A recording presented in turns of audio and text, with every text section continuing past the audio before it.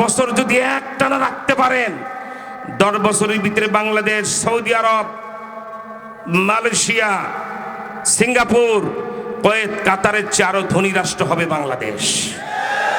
10 বছরের ভিতরে বাংলাদেশের মানুষের চরিত্র হবে। এজন্য নবী জমানার আবু বকর, ওসমান, আলী, আল্লাহ তুমি কবুল করো, জোরে কোন আমি। 6টা বাংলাদেশের সমান আফগানিস্তান। কয়টা বাংলাদেশ? 6টা বাংলাদেশের সমান আফগানিস্তান। এত বিশাল রাষ্ট্র। 4 বছর ক্ষমতায় আসছে। বাংলাদেশের ওলামা ইকরাম যারা প্রতিনিধি গেলেন, মধুপুরের পিসা হুজুর, মোমেন শাহী বড় মসজিদের ইমাম হাফিজ হুজুরের খলিফা, এরপরে মুফতি মাহবুবুল্লাহ সাহেব, ওনাদের দলনেতা আল্লামা মামুনুল হক, আল্লাহু আকবার। একটা রাষ্ট্রের প্রধানমন্ত্রী হতে যে যোগ্যতার প্রয়োজন সব মামুনুল হক আল্লাহ দিয়েছেন, ঠিক কিনা জোরে বলেন। একদিকে কওমি মাদ্রাসা থেকে 1997 সালে সারা বাংলাদেশে 1 নাম্বার, আলহামদুলিল্লাহ বলেন। এশিয়ান ইউনিভার্সিটি থেকে তিনি অর্থনীতিতে মাস্টার্স। এই জন্য সেই ইউনিভার্সিটি বলছে আপনি অধ্যাপক, আপনি অধ্যাপক লেখেন না কেন, আলহামদুলিল্লাহ বলেন। আমার ভাইয়ের আবার সাইজ আল্লাহ এমন বানাইছে, শেখ মুজিবের চেয়ে 1.5 ইঞ্চি উঁচা।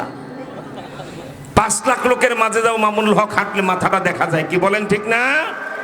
আমার ভাইরা, আমি আল্লাহকে হাদের নাদের জেনে বলছি, যে আলামত শুরু হয়েছে, আমরা যে সুবাতাস পাচ্ছি, উলামা ইকরামের জেল জুলুমার চোখের পানি জেলখানায়, আর আমাদের কলিজার টুকরা হীরাখণ্ড ছাত্রদের বুকের তাজা রক্তে যেই পরিবেশ বাংলাদেশে তৈরি হয়েছে, এর উপরে দাঁড়িয়ে বাংলাদেশে ইসলামী ইমারত আর খেলাফত কায়েম যদি হয়ে যায়, তাহলে আমি চ্যালেঞ্জ করে বলছি, ধরেন চরমনার পীর সাহেব আল্লাহওয়ালা মানুষ, ওনাকে যদি রাষ্ট্রপতির বঙ্গভবনের রাষ্ট্রপতির চেয়ারে বসায় দেন, ডাক্তার শফিকুর রহমান আর মামুনুল হককে যদি প্রধানমন্ত্রীর কার্যালয়টা বুঝাই দেই, আপনারা 2 জন প্রধানমন্ত্রীর কার্যালয় সামলাবেন।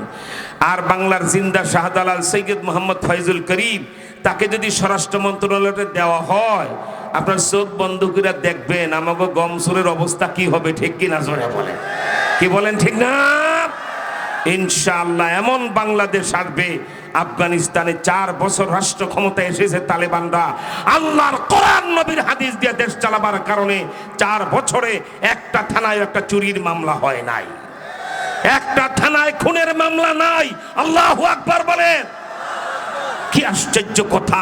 4 বছর এত বড় একটা রাষ্ট্র, সেখানে আমার বাংলাদেশে একটা ঘটনা বলাহাটে ঘটে। আপনি বিচার দেন যায়, কি বলে, ম্যাজিস্ট্রেট আদালতের মামলা করেন, সেই মামলা আপনি করলেন, বুড়ো হয়ে মারা গেলেন, আপনার ছেলে মামলার হাল ধরল, ছেলেও বুড়ো হয়ে মারা গেল, নাতির আমলে মামলার রায় হয় বাপদাদা কবরে, ঠিক কিনা জোরে বলেন। আর আফগানিস্তানে মামুনুল হক সাহেবের মতো লোক আশ্চর্য হয়ে সাংবাদিকদেরকে বললেন, নিম্ন আদালতে মামলা দায়েরের পরে 15 দিনের ভিতরে রায় ঘোষণা করতে হয়। আল্লাহু আকবার বলেন। 15 দিনের ভিতরে রায় ঘোষণা করতে না পারলে কারণ ধর্ষাইতে হয়। কারণ যদি উচ্চ আদালতের পছন্দ হয় 10 দিন বাড়িয়ে দেন, আর না হয় ওই ম্যাজিস্ট্রেটকে সাসপেন্ড করেন। আল্লাহু আকবার। আর জটিল কঠিন যদি কোনো মামলা হয়, উচ্চ আদালতে 90 দিনের ভিতরে রায় দিতে হয়, অর্থাৎ গোটা দেশ অপরাধ মুক্ত হয়ে যায়। কে বলেন ঠিক না? আমার ভাইরা, সেজন্য আজকে আপনাদেরকে প্রথম স্বীকারোক্তি নিলাম, আমরা সব দেখেছি, ইসলাম দেখি নাই, ঠিক কিনা বলেন। আমি তো প্রায় একটা কথা বলি, আমাদের অনেক অর্জন আছে বাঙালিদের। কি অর্জন? 47-এ ইংরেজ তাড়িয়েছি, 52-তে ভাষা মুক্ত করেছি, 71-এ দেশ স্বাধীন করেছি, ইত্যাদি ইত্যাদি। কিন্তু এত সফলতার ভিতরে একটা বড় ব্যর্থতা, একটা কলঙ্ক।